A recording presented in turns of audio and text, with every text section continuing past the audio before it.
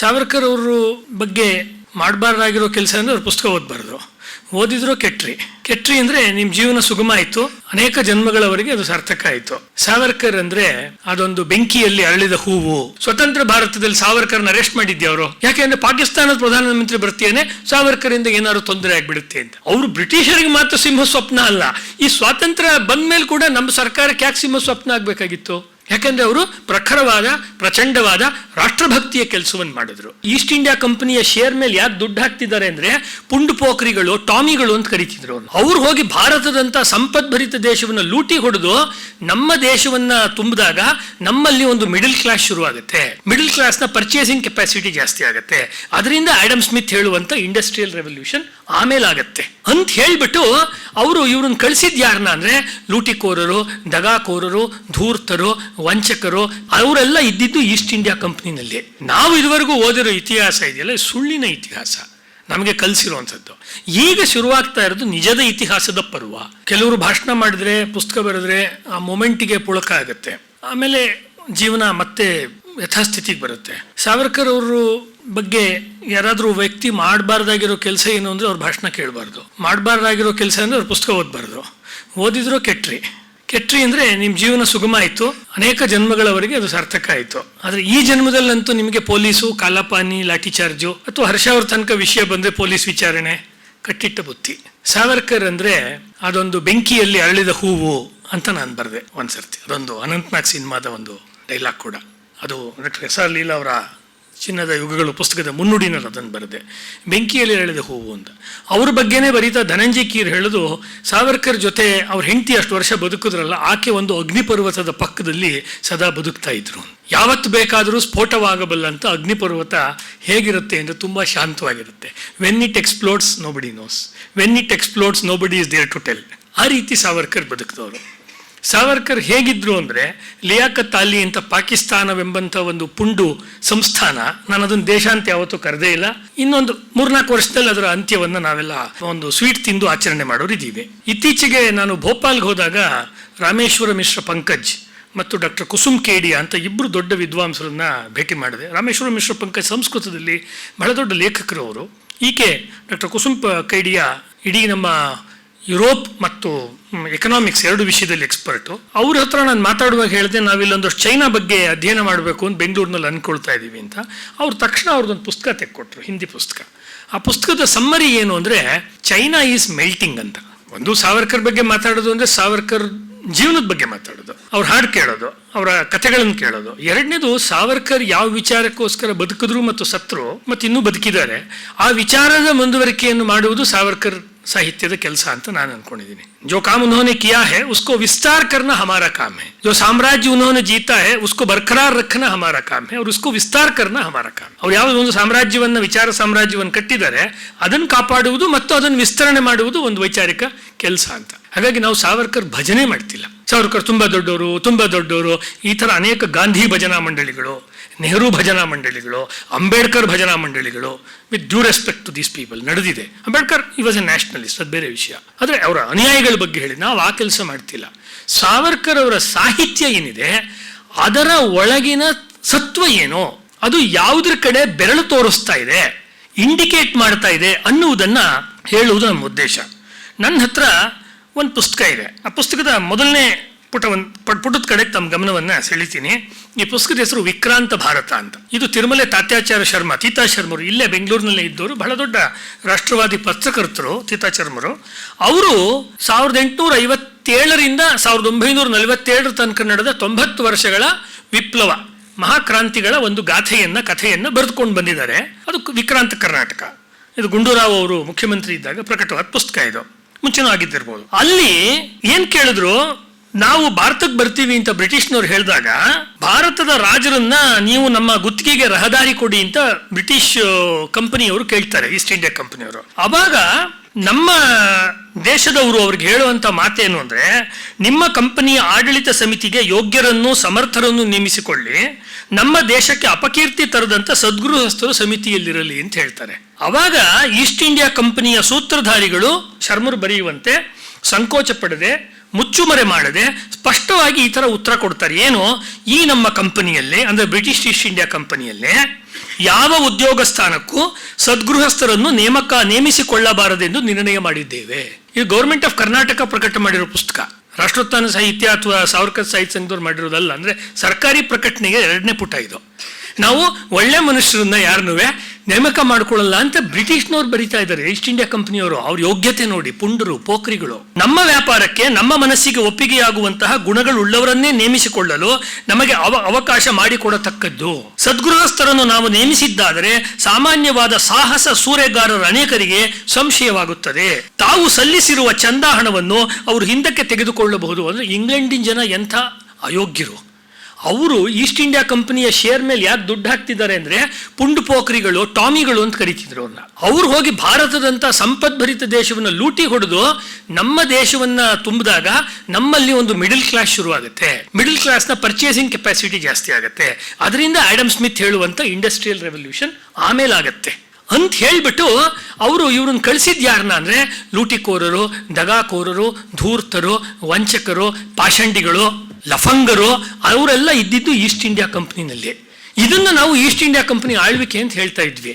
ಹಾಗಾಗಿ ಸಾವರ್ಕರ್ ಅವರ ಬಗ್ಗೆ ತಿಳ್ಕೊಳ್ಳೋದು ಅಂದ್ರೆ ನನ್ನ ಪ್ರಕಾರ ಈ ರೀತಿಯ ಐತಿಹಾಸಿಕವಾದಂತಹ ಡಾಕ್ಯುಮೆಂಟ್ಗಳನ್ನ ಯಾವುದನ್ನು ನಾವು ಓದಿಲ್ವೋ ಭಾರತಕ್ಕೆ ಸಂಬಂಧಪಟ್ಟಂತೆ ಅದನ್ನ ಮತ್ತೆ ಮತ್ತೆ ಮೆಲುಕು ಹಾಕಿ ಇವತ್ತಿನ ಸಂದರ್ಭದಲ್ಲಿ ಪ್ರಸ್ತುತವಾಗಿ ನೋಡೋದು.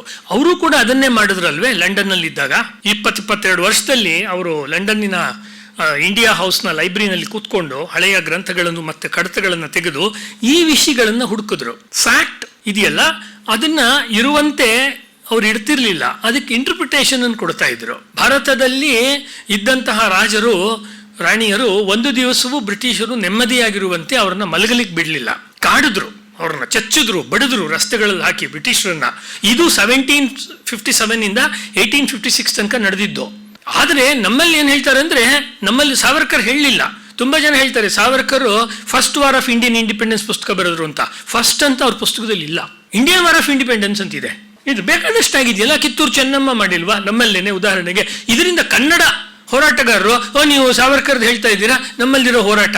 ಸೀತಾ ಶರ್ಮರೇ ಇದರೊಳಗೆ ನಡೆದಿರುವಂತಹ 100 ಹೋರಾಟಗಳನ್ನ ತೋರಿಸ್ತಾರೆ. ನಿರಂತರವಾಗಿ ಭಾರತಾಂಬೆ ಬಂಜೆ ಎಲ್ಲ ಅನ್ನೋ ಮಾತಿದೆಯಲ್ಲ, ನಿರಂತರವಾಗಿ ವೀರರನ್ನ, ವೀರಾಗ್ರಣಿ ಮಹಿಳೆಯರು, ಪುರುಷರನ್ನ ಆಕೆ ದೇಶದ ಸಮಸ್ತ ಭಾಗಗಳಲ್ಲಿ ಸೃಷ್ಟಿ ಮಾಡಿದ್ಲು. ಹೇಗೆ ನಿಶಸ್ತ್ರರಾಗಿದ್ದ ತಪೋಧನರಾಗಿದ್ದ ವಸಿಷ್ಠರ ಆಶ್ರಮಕ್ಕೆ ಬಂದು ಕ್ಷತ್ರಿಯನಾಗಿದ್ದ ವಿಶ್ವಾಮಿತ್ರ ಕಾಮಧೇನು ಕೊಡಲ್ಲ ಅಂದಾಗ ಸೈನ್ಯ ತನ್ನೋ, ಆಗ ನಂದಿನಿಯ ಹೂಂಕಾರದಿಂದ ಅದರ ದೇಹದಿಂದ 1000 ಜನ ಕ್ಷತ್ರಿಯರು ಬಂದರು. ಅವರೇ ಮುಂದೆ ಯುರೋಪಿಯನ್ ಕಟ್ಟಿದವರು. ನಾನು ಹೇಳಕ್ ಹೋಗಲ್ಲ, ಇವತ್ತಿನ ವಿಷಯ ಅಲ್ಲ. ಯುರೋಪಿಯನ್ ಕಟ್ಟಿದ್ದೆಲ್ಲಿ ಅಂದ್ರೆ ವಸಿಷ್ಠಾಶ್ರಮದಿಂದ ಶುರುವಾಯಿತು ಯುರೋಪಿಯನ್ ರಚನೆ. ಬಾಹ್ಲಿಕರು ಇತ್ಯಾದಿಗಳೆಲ್ಲ ಅಲ್ಲಿ ಬರ್ತಾರೆ, ಅದಿರಲಿ ಬೇರೆ ವಿಷಯ. ಅಂದ್ರೆ ಒಂದು ಹಸು ಮೈ ಕೊಡುವುದ್ರೆ ಏನ್ ಬರುತ್ತೆ ಅಂದ್ರೆ ಕ್ಷತ್ರಿಯರು ಬರ್ತಾರೆ. ಇದು ನಮ್ಮ ಪುರಾಣಗಳು ಹೇಳೋ ಕಥೆ. ನಂದಿನಿಯ ಕಥೆ ಬರುತ್ತೆ ನೋಡಿ, ಪುರಾಣಗಳಲ್ಲಿ ಬರುತ್ತಲ್ವಾ, ರಾಮಾಯಣದಲ್ಲಿ ಎಲ್ಲ ಕಡೆ ಬರುತ್ತೆ. ಕ್ಷತ್ರಿಯರು ಬಂದ್ರು. ಯಾಕೆ ಇದನ್ನು ಹೇಳಿದೆ ಅಂದ್ರೆ ಈ ಕ್ಷಾತ್ರವನ್ನ, ಈ ಹೋರಾಟದ ಮನೋಭಾವವನ್ನ ಉದ್ದಕ್ಕೂ ತಮ್ಮ ಬರವಣಿಗೆಯಲ್ಲಿ ಸಾವರ್ಕರ್ ಹೇಳಿದ್ರು. ಮತ್ತು ಅವರ ಜೀವನದಲ್ಲಿ ಕೂಡ ಅದು ಅವರದನ್ನು ಆಚರಣೆ ಮಾಡಿ ತೋರಿಸಿದ್ರು. ಕೆಲವರು ಹೇಳ್ತಾರೆ ತುಂಬಾ ಚೆನ್ನಾಗಿರುತ್ತೆ. ಆದರೆ ಉದಾಹರಣೆಗೆ ಇವತ್ತು ಬಹಳ ದೊಡ್ಡ ಸಾಹಿತ್ಯ ಅಂತ ಲಂಕೇಶ್ ಬಗ್ಗೆ ಹೇಳ್ತಾರೆ. ಇದೇ 75, 76, 77ರಲ್ಲಿ ಎಮರ್ಜೆನ್ಸಿ ಇದ್ದಾಗ ಏನೂ ಮಾಡಲಿಲ್ಲ, ಪಲ್ಲವಿ ಸಿನಿಮಾ ತೆಕ್ಕೊಂಡಿದ್ರು. ದತ್ತಾತ್ರೇಯ ಹೊಸಬಾಳೆ ಇವತ್ತು ರಾಷ್ಟ್ರೀಯ ಸ್ವಯಂ ಸೇವಕ ಸಂಘದ ಸರಕಾರ್ಯವಾಹರು, ನಮ್ಗೆಲ್ಲರಿಗೂ ಮಾರ್ಗದರ್ಶಕರು, ಆತ್ಮೀಯರು. ಅವ್ರ ಸ್ಟೂಡೆಂಟ್, ಇಂಗ್ಲಿಷ್ ಮೇಸ್ಟ್ರು ಅವರು ಲಂಕೇಶ್ ಹೊಸಬಾಳೆ ಅವ್ರಿಗೆ. ಆಮೇಲೆ ಅವರು ಅದ್ರ ಮೇಲೆ ಲಕ್ಷ್ಮಣ್ ಅವರು ಇಲ್ಲೇ ಇದ್ದಾರೆ. ಭುಗಿಲು ಪುಸ್ತಕ ಬರಿಬೇಕಾದ್ರೆ ಲಂಕೇಶ್ ಹತ್ರ ಹೋಗ್ಬಿಟ್ಟು ಕೇಳಿದಾಗ, ಸರ್ ನಿಮ್ದು ಏನಾದರೂ ಇನ್ಪುಟ್ಸ್ ಇದೆ? ನಂಗೇನೇ ಗೊತ್ತು, ನಾನು ಪಲ್ಲವಿ ಸಿನಿಮಾ ತೆಕ್ಕೊಂಡಿದ್ದೆ ಅಂತ. ಆದ್ರೆ ಅವರು ಕ್ರಾಂತಿ ಬಂತು, ಕ್ರಾಂತಿ ಬರೀಬಹುದು. ಅವರು ಕನ್ನಡದ ಜಾಣಜಾಣಿಯರ ಪತ್ರಿಕೆ ಅಂತ ಬರೆದು ಕ್ರಾಂತಿಯ ಹುಸಿ ಸಂದೇಶವನ್ನು ಕೊಡಬಹುದು. ಪೂರ್ಣಚಂದ್ರ ತೇಜಸ್ವಿ ಜೈಲ್ಗೆ ಹೋಗ್ಲಿಲ್ಲ, ಅನಂತಮೂರ್ತಿ ಜೈಲ್ಗೆ ಹೋಗ್ಲಿಲ್ಲ, ಯಾರು ಹೋಗ್ಲಿಲ್ಲ, ಕೆ ವಿ ಸುಬ್ಬಣ್ಣ ಜೈಲ್ಗೆ ಹೋಗ್ಲಿಲ್ಲ, ಲೋಹಿಯಾವಾದಿಗಳು ಯಾರು ಹೋಗ್ಲಿಲ್ಲ, ಯಾವ ಕ್ರಾಂತಿಕಾರಿಗಳು ಹೋಗ್ಲಿಲ್ಲ. ಇಲ್ಲಿ ಎಲ್ಲ ಕ್ರಾಂತಿಯ ಬಗ್ಗೆ ಮಾತಾಡೋರು ಎಲ್ಲ ಅಚ್ಚುಕಟ್ಟ ಕಾಫಿ ಎಸ್ಟೇಟ್ ತೋಟ ಮಾಡ್ಕೊಂಡಿದ್ರು ಪೂರ್ಣಚಂದ್ರ ತೇಜಸ್ವಿ ತರದವರು. ಯಾಕಿದನ್ನು ಹೇಳ್ತಿದ್ದೀನಿ ಅಂದ್ರೆ ಎನ್ನೆದೆಯ ಬಿಸಿ ರಕ್ತ ಕುದಿ ಕುದಿಸಿ ಮಸಿ ಮಾಡಿ ನಾಂಬರೆಯಬಲ್ಲೆನು ನಾನು ಕವಿಯೋ. ಅವರ ಜೀವನದ ರಕ್ತವನ್ನೇ ಅವ್ರು ಇಂಕ್ ಮಾಡ್ಕೊಂಡು ಬರೆದವ್ರು ಇದ್ದಾರೆ ನಮ್ಮಲ್ಲಿ. ಹಾಡು ಬರೆದವರು ಕೈಯಾರ ಕೀಣ್ಣರೇ, ಅವ್ರು ಈ ಪರಂಪರೆಗೆ ಸೇರಿದವರು. ಸೀತಾ ಶರ್ಮರು ಈ ಪರಂಪರೆಗೆ ಸೇರಿದವರು. ಆವಾಗಲೇ ಮೇಡಮ್ ಮಾತಾಡ್ತಾ ಸಾವರ್ಕರ್ ಅವರ ಪುಸ್ತಕದ ಬಗ್ಗೆ ಹೇಳಿದ್ರು, ಮರಾಠ ಹಿಂದೂ ಪದಪಾದಶಾಹಿ. ಆ ಪುಸ್ತಕವನ್ನು ಹಿಂದೆ ರಾನಡೆ ಬರೆದಿದ್ರು. It was not satisfactory. Mahadev Govind Ranade ಬರೆದಿದ್ರು, ಸ್ವಲ್ಪ ಸಾಫ್ಟ್ ಆಗಿ ಬರೆದಿದ್ರು. ಮುಸಲ್ಮಾನರ ಬಗ್ಗೆ ಒಂದು ಸ್ವಲ್ಪ ಕನ್ಸಿಡರೇಷನ್ ಇಟ್ಕೊಂಡು ಅದನ್ನ ತಿದ್ದುವ ಕೆಲಸವನ್ನ ಸಾವರ್ಕರ್ ಅವರು ಮಾಡಿ ಮಹಾರಾಷ್ಟ್ರದಲ್ಲಿ ಇತಿಹಾಸ ರಾನಡೆ ಅವರು ಬರೆದಿದ್ದಕ್ಕಿಂತ ಇನ್ನೂ ಪ್ರಖರವಾಗಿದೆ ಅಂತ ತೋರಿಸಿದ್ರು. That is the context. Aluru ವೆಂಕಟರಾಯರು, ಬಿ ವೆಂಕಟಾಚಾರ್ಯರು, ಗಳಗನಾಥರು, ತೀತಾ ಶರ್ಮರು, ಶಿವರಾಮು, ಬಾಬು ಕೃಷ್ಣಮೂರ್ತಿಯವರು, ಪಿ ಎನ್ ಓಕ್. ಇವತ್ತು ಯಾರು ಪಿ ಎನ್ ಓಕ್ ಬಗ್ಗೆ ಮಾತಾಡಿದ್ರೆ ಪಿ ಎನ್ ಓಕ್ ಏನು ಹುಚ್ಚ, ತಾಜ್ ಮಹಲ್ನಲ್ಲಿ ಶಿವಲಿಂಗ ಇದೆ ಅಂತ ಬರೀತಾರೆ. ಇವಾಗ ನಂದಿ ಕಾಣಿಸ್ತಾ ಇದೆಯಲ್ಲ ವಿಶ್ವನಾಥನ ದೇವಸ್ಥಾನದಲ್ಲಿ. ಭಾರತದಲ್ಲಿರುವ ಇತಿಹಾಸ, ಹಿಂದೂ ಇತಿಹಾಸ ಮುಚ್ಚಿಟ್ಟ ಇತಿಹಾಸ. ಫತೇಸಿಂಹ ಅವರು, R C Majumdar, P K Gode ಅವರು, Wakankar, Ram Swarup, doctor Lohia, Deendayal, Devendra Swarup, Bajranglal Gupta, Rameshwar Mishra Pankaj, Kusumlata Kedia, G D Bakshi, V P Menon, Jadunath Sarkar, Subhash Chandra Bose, Tilak, Lala Lajpat Roy, Ram Prasad Bismillah, Bhagat Singh, ಬಾಬಾರಾವ್ Savarkar, Tatya Savarkar ಅಂದರೆ ವಿನಾಯಕ ದಾಮೋದರ ಸಾವರ್ಕರ್, ನೇತಾಜಿ, ಇವರೆಲ್ಲರೂ ಸಾಹಿತಿಗಳು. ಆ ಪರಂಪರೆಯನ್ನ ಬಿ ಪಿ ಪ್ರೇಮ್ ಕುಮಾರ್ ಅವರು ಮುಂದುವರಿಸ್ತಾ ಇದ್ದಾರೆ. ಒಬ್ಬ ವ್ಯಕ್ತಿ ಬಗ್ಗೆ ನಾವು ಹೇಳಬೇಕಾದ್ರೆ ಅವ್ರ ಕಾಂಟೆಕ್ಸ್ಟ್ ಗೊತ್ತಿಲ್ಲ ಅಂದರೆ ಬಿ ಪಿ ಪ್ರೇಮ್ ಕುಮಾರ್ ಯಾರು ಅಂದರೆ ಯಾರಿಗೂ ಗೊತ್ತಿಲ್ಲ. ಅವ್ರನ್ನ ಕೇಳಿ ಪರಿಚಯ ಕೊಡಿ ಅಂದರೆ ಪುಸ್ತಕದಲ್ಲಿ ಇದೆಯಲ್ಲ ಅದೇ ಪರಿಚಯ ಅಂತ ಹೇಳಿದ್ರು ಅವರು. ಮನಸುಮದೊಳೆನ್ನ ಜೀವನವು ವಿಕಸಿಸುವಂತೆ ಅನ್ನೋ ಮಾತಿಗೆ ನಂಗೇನು ನಮ್ದು ಪುಸ್ತಕ ಇದೆ ಸಾಕು ಅಂತ. ಈ ಥರದ್ದು ಬೇಕಾದಷ್ಟು ಪುಸ್ತಕ ಬರೆದಿದ್ದಾರೆ ಅವರು. ಸಾವರ್ಕರ್ ಅವರ ಅನಾದಿನಿ ಅವಧಿನಿ ಇವಾಗಿನೂ ಹಾಡಿದ್ರು, ನನ್ನನ್ನು ಮುಗಿಸ್ಬಿಟ್ರೆ ಏನು, ನನ್ನನ್ನೇನು ಯಾರು ಕೊಲ್ಲಕ್ಕಾಗಲ್ಲ ಅಂತ. ಅದಾದಮೇಲೆ ಅಂಡಮಾನಿನ ಒಳಗಡೆ ಹೋಗ್ಬೇಕಾದ್ರೆ ಆ ಒಂದು ಏನು ಹೇಳ್ತಾರೆ ಬ್ರಿಡ್ಜ್ ಥರ ಇರುತ್ತೆ, ಅದನ್ನು ದಾಟ್ಕೊಂಡು ಒಳಗಡೆ ಆ ಮೃತ್ಯುದ್ವಾರದ ಒಳಗಡೆ ಹೋಗುವಾಗ ಒಂದು ಕವನ ಅವ್ರ ತಲೆಯಲ್ಲಿ ಹುಟ್ಟತ್ತೆ. ಆ ಕವನ ಏನು ಅಂದರೆ, ಈಗ ನಾನು ಹೋಗ್ತಾ ಇದ್ದೀನಿ, ಈ ಕತ್ತಲೆಯ ಕೋಣೆ ಒಳಗೆ ಹೋಗ್ತಾ ಇದ್ದೀನಿ, ಹೋಗ್ಬಿಟ್ಟು ಇದನ್ನೆಲ್ಲ ನಾನು ಮುಗಿಸ್ಕೊಂಡು ಬರಬೇಕಾದ್ರೆ ವಾಪಸ್ಸು ನಾನು ಇದೇ ದೇಶಕ್ಕೆ ಬರುವಾಗ ಇಲ್ಲೆಲ್ಲ ಸ್ವಾತಂತ್ರ್ಯ ಬಂದಿರುತ್ತೆ. ಇಲ್ಲಿ ಈಗ ಹೋರಾಟ ಮಾಡಿ ನನಗಿಂತ ಮುಂಚೆ ಸತ್ತಿರೋರು ಅಂದರೆ ಹುತಾತ್ಮರಾಗಿರೋರು, ನನ್ನ ಸಮಕಾಲೀನರ ಹುತಾತ್ಮರಾಗಿರೋರು, ಇನ್ನು ಮುಂದೆ ಕೂಡ ಹುತಾತ್ಮರಾಗುವ ಕಿಶೋರಿಯರು ಎಲ್ಲರೂ ಕೂಡ ಮತ್ತೆ ಜೀವಂತವಾಗಿ ಎದ್ದು ಭಾರತ ಸ್ವತಂತ್ರವಾಗಿರುವ ಆ ಭಾರತದ ಸ್ವಾತಂತ್ರ್ಯದ ದೇಗುಲದಲ್ಲಿ ಅವರೆಲ್ಲರೂ ಬಂದು ಮತ್ತೆ ತಮ್ಮ ಇದೇ ಥರದ ಒಂದು ಸಭೆ ನಡೀತಾ ಇರುತ್ತೆ. ಅಲ್ಲಿ ಅವರು ಮತ್ತೆ ತಮ್ಮ ಪೀಠಗಳಲ್ಲಿ ಆಸೀನರಾಗ್ತಾರೆ. ಅದಕ್ಕೋಸ್ಕರ ಹೇ ಮೃತ್ಯುದೇವತೆ, ನಿನಗೆ ನಾನು ಚಾಲೆಂಜ್ ಮಾಡ್ತಾ ಇದ್ದೀನಿ, ನನಗೂ ಕೂಡ ಆ ಸಭೆಯಲ್ಲಿ ಭಾಗವಹಿಸೋದಿದೆ, ನೀನು ನನ್ನನ್ನು ಕೊಲ್ಲಕ್ಕಾಗಲ್ಲ ಅಂತ ಒಂದು ಕವನ ಬರೆದಿದ್ದಾರೆ. ಇದು ನಾನೇ ಅನುವಾದ ಮಾಡಿದ್ದೀನಿ ಈ ಕವನದ. ಏನು ಅವ್ರು ಇನ್ನು ಒಳಗೆ ಹೋಗ್ತಾ ಇದ್ದಾರೆ, ವಾಪಸ್ ಒಂದು ಫಂಕ್ಷನ್ ನಡೆಯುತ್ತಂತೆ, ಅಲ್ಲೆಲ್ಲ ಚೇರ್ ಹಾಕಿರ್ತಾರಂತೆ, ಅಲ್ಲಿ ಭಗತ್ ಸಿಂಗು, ಸುಖದೇವ್, ಚಂದ್ರಶೇಖರ್ ಆಜಾದ್, ರಾಮ್ ಪ್ರಸಾದ್ ಬಿಸ್ಮಿಲ್ಲಾ ಎಲ್ಲರೂ ಕೂತಿರ್ತಾರಂತೆ. ನನಗೂ ಒಂದು ಸೀಟ್ ಇರುತ್ತೆ, ಬಂದು ನಾನು ಅಲ್ಲಿ ನೋಡ್ಬೇಕಲ್ಲ ಏನು ಸ್ವಾತಂತ್ರ್ಯದ ಉತ್ಸವ ಅಂತ. 2 ಜೀವಾವಧಿ ಶಿಕ್ಷೆ ಕೊಟ್ಟಿರುವಂಥ ಒಬ್ಬ ಯುವಕ ಹೇಳ್ತಾನೆ. ಅವ್ರು ಹೇಳ್ತಾರೆ ಸಾವರ್ಕರ್ ಅವರು. ಹಾಗಾಗಿ ಆ ಸಾವರ್ಕರ್ನ ಅವ್ರು ಯಾರು ವೀರ, ಹೇಗೆ ವೀರ ಅಂತ ಕೇಳೋರು ಅವರ ಕುಲ ಸಂತಾನಗಳ ಬಗ್ಗೆನೇ ನಮಗೆ ಡೌಟ್ ಬರುತ್ತೆ. ಆ ವಿಷಯಕ್ಕೆ ಹೋಗಿ ಬಾಯಿನ ಹೊಲಸು ಮಾಡ್ಕೊಳಕ್ ಹೋಗಲ್ಲ. ಯಾಕಿದನ್ನು ಹೇಳಿದೆ ಅಂದರೆ, ಸಾವರ್ಕರ್ ಅವರ ವಿಚಾರದ ಒಂದು ಪ್ರವಾಹ ನಮ್ಮ ನಾಡಿನಲ್ಲಿ ಇತ್ತು ಮೊದಲಿಂದಲೂ ಕೂಡ. ಅದನ್ನ ಭೀಪಾ ಕಾಳೆ ಅವರು ಮಾಡಿದ್ರು, ಅವ್ರು ಚಿತ್ಪಾವನ್ರು. ಭೀಪಾ ಕಾಳೆ ಅವ್ರ ಹೆಸರು ಏನಿದೆ ಅಂದರೆ ಉತ್ತರ ಕರ್ನಾಟಕದಲ್ಲಿ ಇವತ್ತು ಕಾಮಿಕ್ಸ್ ಅವರು ಅದೇನು ಪತ್ತೇದಾರಿ ಬರೀತಾ ಇದ್ರು, ಪತ್ತೇದಾರಿ ಕಾದಂಬರಿ ಬರೀತಾ ಇದ್ರು. ಈಗ ನಮ್ಮಲ್ಲಿ ನರಸಿಂಹಯ್ಯ ಬರೀತಾರಲ್ಲ ಆ ರೀತಿ ಇಲ್ಲ. ಭೀಪಾ ಕಾಳೆಯವರು ಕ್ರಾಂತಿಗೆ ಸಂಬಂಧಪಟ್ಟ, ಮರಾಠರ ಇತಿಹಾಸಕ್ಕೆ ಸಂಬಂಧಪಟ್ಟ ಸಾವರ್ಕರ್ ಅವರ ಮೂಲ ಕೃತಿ ಕಾಲಾಪಾನಿಯನ್ನ ಸಮಗ್ರವಾಗಿ ಅನುವಾದ ಮಾಡಿದ್ರು ಭೀಪಾ ಕಾಳೆಯವರು. ನಮ್ಮ ಗಳಗನಾಥರು ಶುರು ಮಾಡಿದ ಅಗಡಿ ಶೇಷಾಚಲ ಗ್ರಂಥಮಾಲೆಯನ್ನ ಇವರ ಗಳಗನಾಥರ ನಂತರ ಮುಂದುವರೆಸಿದವರು ಭೀಪಾ ಕಾಳೆಯವರು. ಇವತ್ತು ಹೆಂಗಿದೆ ನಮ್ಮ ಪರಿಸ್ಥಿತಿ ಅಂದರೆ, ಭೀಪಾ ಕಾಳೆಯವ್ರದ್ದು ಒಂದು ಫೋಟೋ ಸಿಗಲ್ಲ. ನಾನು ಸುಮಾರು ಕಾಲದಿಂದ ಹುಡುಕ್ತಾನೆ ಇದ್ವಿ ಭೀಪಾ ಕಾಳೆ ನೋಡಕ್ಕೆ ಹೆಂಗಿದ್ರು ಅಂತ. ಯಾಕೆ? ಅವರು ಕ್ರಾಂತಿ ಬಗ್ಗೆ ಬರೆದ್ರು. ಅವರು ಸಾವರ್ಕರ್ ಅವರ ಮೆಜಿನಿ ಪುಸ್ತಕ ಅನುವಾದ ಮಾಡಿದ್ರು. ಅವರು ಸಾವರ್ಕರ್ ಅವರ ಬೇರೆ ಬೇರೆ ಪುಸ್ತಕಗಳ ಸಾರಾಂಶ ಮಾಡಿದ್ರು. ಮತ್ತು ಸಾವರ್ಕರ್ ಅವರ ಕಾಲಾಪಾನಿ ಪುಸ್ತಕವನ್ನು ಅನುವಾದ ಮಾಡಿದ್ರು.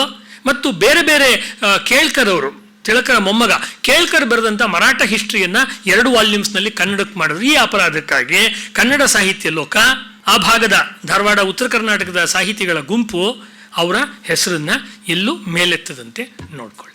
This is the way we are treating our nationalist writers. ಆ ಕಾರಣಕ್ಕೋಸ್ಕರ ಸಾಹಿತ್ಯ ಸಂಘದ ಮೂಲಕ ನಾವು ರಾಷ್ಟ್ರೀಯ ಸಾಹಿತ್ಯದಲ್ಲಿ ಬರವಣಿಗೆಯನ್ನು ಮಾಡಿರೋರನ್ನ ಕಿಂಚಿತ್ತಾದರೂ ಜನಗಳ ಸಮ್ಮುಖದಲ್ಲಿ ಗೌರವಿಸುವಂತ ಒಂದು ಕೆಲಸ ಮಾಡ್ತೀವಿ. ಇದರಿಂದೇನು ಅವ್ರಿಗೇನು ಬಹಳ ಇದಾಗತ್ತೆ ಅಂತಲ್ಲ, ಅವ್ರ ಕೆಲಸ ಅವ್ರು ಮಾಡಿಬಿಟ್ಟಿದ್ದಾರೆ. ಆದರೆ ನಮಗೆ ಅದರಿಂದ ಒಂದು ಸಮಾಧಾನ.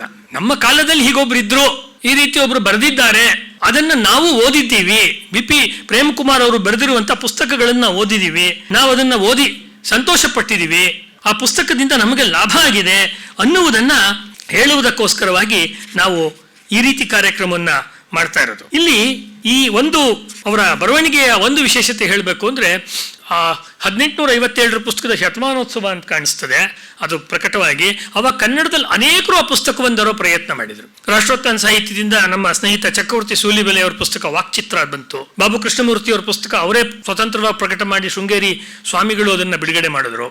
ಆದರೆ ಎಲ್ಲರಿಗಿಂತ ಮೊದಲು ಸಾವರ್ಕರ್ ಅವರ ಫ್ಯಾಮಿಲಿಯಲ್ಲಿ ಬರುವಂಥ ಅವರ ಹಿಮಾನಿ ಸಾವರ್ಕರ್ ಅವರ ಒಂದು ಪರ್ಮಿಷನ್ ಅನ್ನು ತೆಗೆದುಕೊಂಡು ಶ್ರೀಯುತ BP ಪ್ರೇಮ್ ಕುಮಾರ್ ಅವರು ಆ ಪುಸ್ತಕವನ್ನು ಸಮಗ್ರವಾಗಿ ಪ್ರಥಮ ಬಾರಿಗೆ ಕನ್ನಡದಲ್ಲಿ ಅನುವಾದ ಮಾಡಿದರು. ಸಾವರ್ಕರ್ ಅವರ 1857 ಪುಸ್ತಕ ನಮಗೆ ಪೂರ್ಣ ಪ್ರಮಾಣದಲ್ಲಿ ಸಿಕ್ಕೋದು ಇವರ ಬರವಣಿಗೆನಲ್ಲಿ. ಸಾವರ್ಕರ್ ಯಾವ ರೀತಿ ಬರೆದಿದ್ದಾರೋ ಆ ರೀತಿ, ಹೆಚ್ಚಿಲ್ಲ ಕಮ್ಮಿ ಇಲ್ಲ, ಅದನ್ನು ಕೊಟ್ಟರು. ಆಮೇಲೆ ಈ ನೌಕಾ ಬಂಡಾಯ 1946 ರಾಷ್ಟ್ರೋತ್ಥಾನ ಸಾಹಿತ್ಯದ ತುಂಬ ಒಳ್ಳೆಯ ಪ್ರಕಟಣೆ ಇದು. ನೌಕಾ ಬಂಡಾಯ 1946 ಸಾಗರದಲ್ಲಿ ಅಗ್ನಿಶಿಖೆ. ಸ್ವಾತಂತ್ರ್ಯ ಹೇಗೆ ಬಂತು? ದಿಲಾಯತುನೆ ಆಜಾದಿ ಕೋ ದಿಲಾಯತುನೆ ಖಡ್ಗ ಬಿನಾ ಡಾಲ್ ಸಾಬರಮತಿ ಕಾ ಸಂತ ತುನೆ ಕರ್ದಿಯಾ ಕಮಾಲ್ ಅಂತ ಒಂದು ಕೆಟ್ಟ ಹಿಂದಿ ಹಾಡಿದೆ. ಹಿಂದಿ ಕೆಟ್ಟದು ಅಂತಲ್ಲ, ಕೆಟ್ಟ ಹಿಂದಿ ಹಾಡಿದೆ. ಹಂಗೆ ಕೆಟ್ಟ ಕಾಫಿ ಅಂದರೆ ಹೋಟ್ಲು ಕೆಟ್ಟದು ಅಂತಲ್ಲ, ಕಾಫಿ ಕೆಟ್ಟದು ಅಂತ. ಆಜಾದಿಯನ್ನ ಗಾಂಧೀಜಿಯವರು ಬದುಕಿದ್ದೂ ಸ್ವಾತಂತ್ರ್ಯ ಸಿಕ್ತು. In spite of Gandhiji we got till independence. ಇದಕ್ಕಿಂತ ಹೆಚ್ಚು ನಾನು ವ್ಯಾಖ್ಯಾನ ಮಾಡಲಾರೆ. ಈ ದೇಶದಲ್ಲಿ ಸತ್ಯ ಹೇಳಿದ್ರೆ, ನಿನ್ನೆ ಒಬ್ಬ ಹುಡುಗ ಫೇಸ್ಬುಕ್ನಲ್ಲಿ ಹಾಕಿದ್ದಾನೆ, ಅವನು ಹಂಪಿಗೆ ಹೋಗ್ಬಿಟ್ಟು ಹಂಪಿನಲ್ಲಿ ಆ ದೇವಸ್ಥಾನಗಳು ಒಡೆದಿರೋದು ನೋಡಿ ಇದನ್ನು ಮೂ ಒನ್ ಡ್ಯಾಟ್ ಲಾ ರು ಮೂ ಅಂತ ಹಾಕಿ ಹಾಕಿ ಮೂ ಡ್ಯಾಶ್ ಲಾ ರು ಹೊಡೆದಿದ್ದಾರೆ ಅಂತ ಹಾಕಿದ್ರೆ ಅವನಿಗೆ ಪೊಲೀಸಿಂದ ನಿನ್ನೆ ಎನ್ಕ್ವೈರಿ ಬಂದಿದೆ. ಹೊಡೆದಿದ್ದಲ್ವಾ? ಯಾರು ವಿಜಯನಗರ ಸಾಮ್ರಾಜ್ಯ ಧ್ವಂಸ ಮಾಡಿದ್ದು? ಅವಾಗಂತೂ ಕಾಂಗ್ರೆಸ್ ಇರಲಿಲ್ಲ, ಅವಾಗಂತೂ ನೆಹರು ಇರಲಿಲ್ಲ. ಇವ್ರಿಗೇನು ಕಷ್ಟ ಸತ್ಯ ಹೇಳಕ್ಕೆ? ಯಾರೂ ಇರ್ಲಿಲ್ವಲ್ಲ. ಸತ್ಯ ಆ ಕಾಲದ್ದು ಎಲ್ಲರೂ ಹಿಸ್ಟಾರಿಯನ್ಸ್ ಬರೆದಿದ್ದಾರೆ. ವಿಜಯನಗರ ಅವ್ನು ಬರೆದಿಯಾನ ಹುಡುಗ, ಇದು 3 ತಿಂಗಳು ಉರಿತಂತೆ, ಎಲ್ಲ ನಾಶ ಆಯ್ತಂತೆ ಅಂತ ಬರೆದಿದ್ದಾನೆ. ಹಿಸ್ಟಾರಿಯನ್ಸ್ ಹೇಳಿದ್ದವನು ಬರೀತಾ ಇದ್ದಾನೆ. ಅಂದ್ರೆ ಫೇಸ್ಬುಕ್ ಮೇಲೆ ಸರ್ಕಾರ ಯಾರ್ಯಾರು ಏನು ಬರೀತಿದ್ದಾರೆ ನೋಡಿ ಅವರನ್ನ ನೋಟಿಸ್ ಕೊಟ್ಟು ಹೆದರಿಸುವಂತ ಕೆಲಸ ಮಾಡೋದು ಇವರೇ ಅಲ್ವಾ? ನೇತಾಜಿ ಸುಭಾಷ್ ಚಂದ್ರ ಬೋಸ್ ಮೇಲೆ, ಅವರ ಫ್ಯಾಮಿಲಿ ಮೇಲೆ ಬೇಹುಗಾರಿಕೆ ಮಾಡಿದ್ದು. ಅವಾಗಲೇ ಲಿಯಾಕತ್ ಅಲಿ ಹೇಳ್ತಿದ್ದೆ, ಲಿಯಾಕತ್ ಅಲಿ ಖಾನ್ ಪಾಕಿಸ್ತಾನದ ಪ್ರಧಾನಮಂತ್ರಿ ಬಂದಾಗ ಸ್ವತಂತ್ರ ಭಾರತದಲ್ಲಿ ಸಾವರ್ಕರ್ನ ಅರೆಸ್ಟ್ ಮಾಡಿದ್ದೆ ಅವರು. ಯಾಕೆಂದ್ರೆ ಪಾಕಿಸ್ತಾನದ ಪ್ರಧಾನಮಂತ್ರಿ ಬರ್ತೀಯೇನೆ ಸಾವರ್ಕರಿಂದ ಏನಾದ್ರು ತೊಂದರೆ ಆಗ್ಬಿಡುತ್ತೆ ಅಂತ. ಅವರು ಬ್ರಿಟಿಷರಿಗೆ ಮಾತ್ರ ಸಿಂಹ ಸ್ವಪ್ನ ಅಲ್ಲ, ಈ ಸ್ವಾತಂತ್ರ್ಯ ಬಂದ ಮೇಲೆ ಕೂಡ ನಮ್ಮ ಸರ್ಕಾರಕ್ಕೆ ಯಾಕೆ ಸಿಂಹ ಸ್ವಪ್ನ ಆಗ್ಬೇಕಾಗಿತ್ತು? ಯಾಕಂದ್ರೆ ಅವರು ಪ್ರಖರವಾದ ಪ್ರಚಂಡವಾದ ರಾಷ್ಟ್ರಭಕ್ತಿಯ ಕೆಲಸವನ್ನು ಮಾಡಿದ್ರು. ಆ ಸಾಹಿತ್ಯವನ್ನ ಜನಗಳಿಗೆ ತಿಳಿಸುವ ಕೆಲಸವನ್ನು ನಾವು ಮಾಡೋದು ಪ್ರಯತ್ನವನ್ನು ಮಾಡ್ತಾ ಇರೋದು. ಕೇವಲ ಅವರ ಸಾಹಿತ್ಯದ ಯಥಾವತ್ತು ಅನುವಾದವನ್ನು ಮಾಡುವಂಥದ್ದಲ್ಲ, ದ ಸ್ಪಿರಿಟ್ ಬಿಹೈಂಡ್ ಇಟ್. ನಾವ್ಯಾವತ್ತೂ ಸೋತಿಲ್ಲ, ನಾವ್ಯಾವತ್ತೂ ಸೋಲಲ್ಲ, ನಮ್ಮನ್ನು ಯಾರೋ ಸೋಲ್ಸಕ್ಕಾಗಲ್ಲ. ಇದು ನಮ್ಮ ಇತಿಹಾಸ ಹಿಂದೂಗಳದ್ದು. ಅದನ್ನು ಉದ್ದಕ್ಕೂ ಬೇರೆ ಬೇರೆ ರೀತಿಗಳಲ್ಲಿ ಬೇರೆ ಬೇರೆ ಜನ ಹೇಳಿದ್ದಾರೆ. ಇದೊಂದು ಹೇಳಿ ನನ್ನ ಮಾತಿನ ಕೊನೆ ಭಾಗಕ್ಕೆ ಬರ್ತೀನಿ. ಶಿವಾಜಿ ಮಹಾರಾಜರಿಗೆ ಪಟ್ಟಾಭಿಷೇಕ ಆಗುತ್ತೆ. ಪಟ್ಟಾಭಿಷೇಕ ಆಗಬೇಕಾದ್ರೆ ಒಬ್ಬ ಬ್ರಿಟಿಷ್ ಈಸ್ಟ್ ಇಂಡಿಯಾ ಕಂಪನಿ ಅಧಿಕಾರಿ ಕೂಡ ಅಲ್ಲಿರ್ತೀನಿ ದಾಖಲು ಮಾಡಿದ್ದಾನೆ. ಎತ್ತರದ್ದು ರಾಯಗಢ, ಎತ್ತರದ ಕೋಟೆ, ಮೆಟ್ಲುಗಳನ್ನು ಹತ್ಕೊಂಡು ಹೋಗ್ಬೇಕು. ಅಲ್ಲಿ ಕೋಟೆ ಇದೆ, ಕೋಟೆನಲ್ಲಿ ಸಿಂಹಾಸನ ಆರೋಹಣ. ಅವಾಗ ನೋಡಿದ್ರೆ ಶಿವಾಜಿ ಮಹಾರಾಜ ದೊಡ್ಡದಾಗಿರೋ ಎತ್ತರದ ಕುದುರೆ ಮೇಲೆ ಬರ್ತಾನೆ, ಬಹಳ ಎತ್ತರದ ಕುದುರೆ. ಇದನ್ನ ನೋಡಿ ಅವ್ನು ಕೇಳ್ತಾನೆ ಪಕ್ಕದಲ್ಲಿರುವಂತ ಮರಾಠ ಆಫೀಸರ್ಗೆ, ಈ ಬ್ರಿಟಿಷ್ನವನು, ಅಲ್ಲ ಇದು ನಾವು ಹತ್ಕೊಂಬರಕ್ಕೆ ಕಷ್ಟ, ಈ ಕುದುರೆ ಹೆಂಗ್ ಹತ್ಕೊಂಬಂತು ಇಲ್ಲಿಗೆ? ಅವಾಗ ಅವನು ಹೇಳ್ತಾನೆ, ಇಲ್ಲ, ಅನೇಕ ವರ್ಷಗಳಿಂದ ಶಿವಾಜಿ ಈ ಕೋಟೆನ ಗೆದ್ದಿದ್ದಾಗಿತ್ತು. ಗೆದ್ದಾಗ್ಲೇನೆ ಒಂದು ಚೆನ್ನಾಗಿರುವ ತಳಿಯ ಕುದುರೆಯ ಮರಿಯನ್ನ ತಂದು ಇಲ್ಲಿ ಅದಕ್ಕೆ ಹುಲ್ಲು ಹಾಕಿ ಮೇವು ಹಾಕಿ ಬೆಳೆಸಿದ್ದಾರೆ. ನನಗೆ ಗೊತ್ತು, ನಾನು ಮುಘಲರ ಸೊಂಟ ಮುರಿತೀನಿ, ಬೆನ್ನು ಮೂಳೆ ಮುರಿದು ಪುಡಿ ಮಾಡ್ತೀನಿ, ಅದ್ರ ಮೇಲೆ ಹಿಂದವಿ ಸಾಮ್ರಾಜ್ಯ ಕಟ್ತೀನಿ, ಕಟ್ಟಿದ ಮೇಲೆ ಇದೇ ನನ್ನ ರಾಜಧಾನಿ ಆಗುತ್ತೆ. ಅವಾಗ ನನಗೆ ಕುದುರೆ ಬೇಕಲ್ವಾ? This is called management. ಅದನ್ನ ಹೋಗಿ ನೀವು ಇಂಡಿಯನ್ ಇನ್ಸ್ಟಿಟ್ಯೂಟ್ ಆಫ್ ಮ್ಯಾನೇಜ್ಮೆಂಟ್ ಕಲಿಯೋಬೇಕು ಅಂತಲ್ಲ, ಫಾರಿನ್ ಬುಕ್ಸ್ ಇಂದ ಶಿವಾಜಿ ಕಥೆನಲ್ಲಿದೆ, ಚಂದ್ರಗುಪ್ತ ಚಾಣಕ್ಯನ ಕಥೆಯಲ್ಲಿದೆ, ನೇತಾಜಿ ಮತ್ತು ಸಾವರ್ಕರ್ ಕಥೆಯಲ್ಲಿದೆ. ಅಂಥ ಸಾಹಿತ್ಯ ರಾಶಿಯನ್ನ ಪ್ರೇಮ್ ಕುಮಾರ್ ಅವರು ಅವರ ಅನೇಕ ಬರವಣಿಗೆಗಳಲ್ಲಿ ನಮಗೆ ಕೊಟ್ಟಿದ್ದಾರೆ. ಇದರೊಳಗಡೆ ಅವರು ತಮ್ಮ ಬರವಣಿಗೆಯನ್ನು ಕುರಿತು ಹೇಳುವಂಥ ಒಂದೇ ಒಂದು ಮಾತನ್ನು ಹೇಳಿ ನಾನು ನನ್ನ ಮಾತನ್ನು ಮುಗಿಸ್ತೀನಿ. ಈ ನೌಕಾ ಬಂಡಾಯ ಇದೆಯಲ್ಲ, ಅಂದರೆ ಈ ಸುಭಾಷ್ ಚಂದ್ರ ಬೋಸ್ ಅವರು ಹೊರಗಡೆಯಿಂದ ಸೈನ್ಯವಂತಂದಾಗ ಇಲ್ಲಿ ನೌಕೆ, ಆರ್ಮಿ, ನೇವಿ ಇವರೆಲ್ಲ ಬ್ರಿಟಿಷ್ ಸರ್ಕಾರದ ವಿರುದ್ಧ ಬಂಡೆದ್ರು. ಇದ್ರ ಬಗ್ಗೆ ಸರಿಯಾಗಿರೋ ಒಂದು ಪುಸ್ತಕ ಕನ್ನಡದಲ್ಲಿ ಮಾತ್ರ ಅಲ್ಲ, ಹಿಂದಿಯಲ್ಲಾಗಲಿ ಇಂಗ್ಲೀಷ್ನಲ್ಲಾಗಲಿ ಇಲ್ಲ. ಇದು ಭಾರತೀಯ ಭಾಷೆಗಳಲ್ಲೇ ಬಂದಿರುವ ಅಧಿಕೃತವಾದ ಪುಸ್ತಕ ಇದು, ಈ ನೌಕಾ ಬಂಡಾಯ. ಆ ಪುಸ್ತಕವನ್ನು ಇವರು ಬರೆದಿದ್ದಾರೆ. ಇನ್ನೂ ನಾನು ಕೇಳಿದೆ, ಇನ್ನೂ ಬೇರೆ ಬೇರೆ ಪುಸ್ತಕಗಳು ಅವ್ರು ಬರೆದಿರೋದು ತಯಾರಾಗ್ತಾ ಇದೆ ಅಂಥೇಳಿ. ಇದನ್ನು ಅವರು ತಮ್ಮ ಅಧ್ಯಯನ ಮಾಡಿ ತಮ್ಮ ಬರವಣಿಗೆನಲ್ಲಿ ಅವರು ಮಾಡಿದ್ದಾರೆ. ಸನ್ಯಾಸಿ ಆಂದೋಲನವನ್ನು ಮಾಡಿದ್ದಾರೆ. ನಮ್ಮ ಸನ್ಯಾಸಿಗಳು ಹೆಂಗೆ ಹೋರಾಟವನ್ನು ಮಾಡಿದ್ರು ಅನ್ನುವುದರ ಕಥೆಯನ್ನು ಹೇಳಿದ್ದಾರೆ. ಬರೇ ಇವ್ರು ಮಾತ್ರ ಮಾಡಿರೋದಲ್ಲ, ಬರೇ ಈ ಬಂಗಾಳದ ವೀರರು, ಮಹಾರಾಷ್ಟ್ರದ ವೀರರು, ಪಂಜಾಬಿನ ಅವರೆಲ್ಲ ಮಾಡಿದ್ದಾರೆ, ತಮಿಳುನಾಡು, ಕರ್ನಾಟಕ ಎಲ್ಲ ಮಾಡಿದ್ದಾರೆ. ಸನ್ಯಾಸಿಗಳು ಹೇಗೆ ಹೋರಾಟ ಮಾಡಿದರು, ಜಲಿಯನ್ ವಾಲಾಬಾಗಿನ ಹೋರಾಟ ಏನು ಅನ್ನುವ ಬೇರೆ ಬೇರೆ ನಮ್ಮ ಸ್ವಾತಂತ್ರ್ಯ ಆಂದೋಲನದ ಮರೆತು ಹೋದ ಅಧ್ಯಾಯಗಳನ್ನು ದಾಖಲೆ ಪೂರ್ವಕವಾಗಿ ಅಧ್ಯಯನ ಮಾಡಿ ಅವರು ಬರವಣಿಗೆಯನ್ನು ನಿರಂತರವಾಗಿ ಕೊಟ್ಟಿದ್ದಾರೆ. ಈ ಪುಸ್ತಕದಲ್ಲಂತೂ ವಿಶೇಷವಾಗಿ ಬೇರೆ ಪುಸ್ತಕಗಳಲ್ಲಿ ಯಾರು ಹೆಚ್ಚು ನೋಡದೇ ಇರುವಂಥ, ನಾನು ಹಿಂದೆ ನಮ್ಮ ಅಜಂಪುರ ಮಂಜುನಾಥ್ ಅವ್ರ ಮಾತಾಡುವಾಗ ಅವ್ರು ಹೇಳ್ತಾ ಇದ್ರು, ಟ್ರಾನ್ಸ್ಫರ್ ಆಫ್ ಪವರ್ ಡಾಕ್ಯುಮೆಂಟ್ಸ್ ಇದೆ, ನಮ್ಗೆ ಹೇಗೆ ಅಧಿಕಾರ ಹಸ್ತಾಂತರವಾಯಿತು ಅಂತ ಡಾಕ್ಯುಮೆಂಟ್ಸ್ ಇದೆ. ಆ ಡಾಕ್ಯುಮೆಂಟ್ಗಳನ್ನು ಪರಿಶೀಲನೆ ಮಾಡಿ ಅವರು ಪುಸ್ತಕ ಬರೆದಿದ್ದಾರೆ. ಅಂದರೆ ಹಿರಿಯರೇ, ಸ್ನೇಹಿತರೆ, ಮಿತ್ರರೇ, ನಾವು ಇದುವರೆಗೂ ಓದಿರೋ ಇತಿಹಾಸ ಇದೆಯಲ್ಲ, ಸುಳ್ಳಿನ ಇತಿಹಾಸ ನಮಗೆ ಕಲಿಸಿರುವಂಥದ್ದು. ಈಗ ಶುರುವಾಗ್ತಾ ಇರೋದು ನಿಜದ ಇತಿಹಾಸದ ಪರ್ವ, ನಿಜದ ಇತಿಹಾಸದ ಕಾಲಘಟ್ಟದ ರಚನೆಯಲ್ಲಿ ನಾವಿದ್ದೀವಿ. ಆ ಕಾಲಘಟ್ಟದ ಇತಿಹಾಸವನ್ನು ಬರೆಯುತ್ತಿರುವ ಕೆಲವು ಪ್ರಮುಖ ಲೇಖಕರ ಪೈಕಿ ನಮ್ಮ ಶ್ರೀಯುತ ಬಿ.ಪಿ. ಪ್ರೇಮಕುಮಾರ್ ಅವರೊಬ್ಬರು.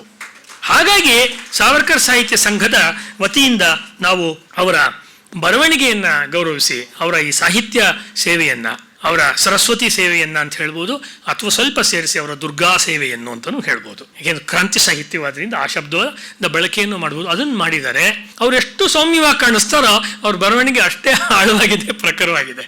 ಸಾವರ್ಕರ್ ಬಗ್ಗೆನೂ ಹಾಗೆ ಹೇಳ್ತಾ ಇದ್ರು ಯಾರೋ, ಸಾವರ್ಕರ್ ನೋಡಿದ್ರೆ ತುಂಬ ಜೋರಾಗಿದ್ದಾರೆ.